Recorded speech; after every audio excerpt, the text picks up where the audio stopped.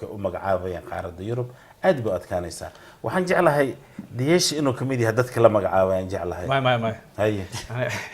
haye سالم horta magacaabista sida adiga hadda u maleynaysid horta ma aha macnaha wax fudud ma aha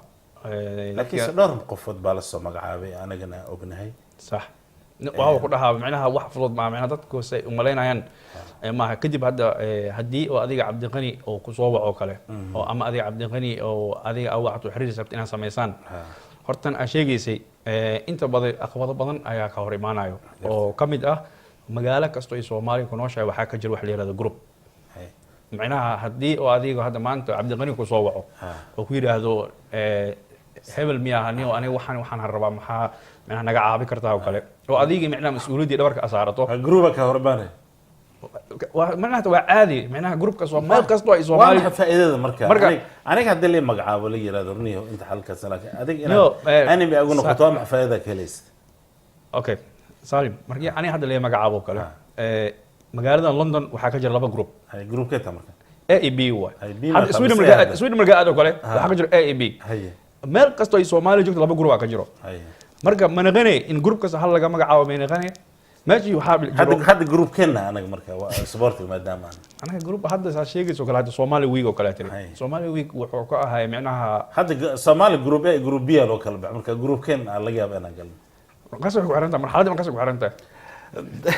داود يا رنتي سدا او اسمع الديشي او كغابسداي سدا او شيغay magaalada London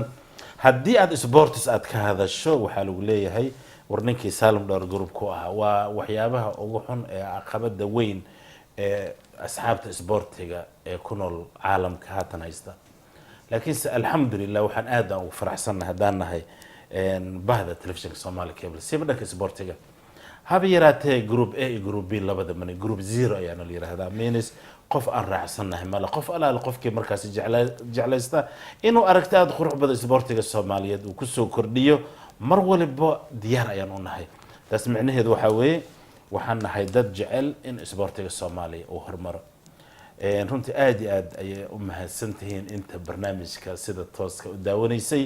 maadaama barnaamijka gabagaba uu yahay dhanka farsamada waxa ii jooga Cabdisamad mar walba aad ku barateen in barnaamijka sportiga uu runtii garab weyn uu noqdo sidoo kale muftin aad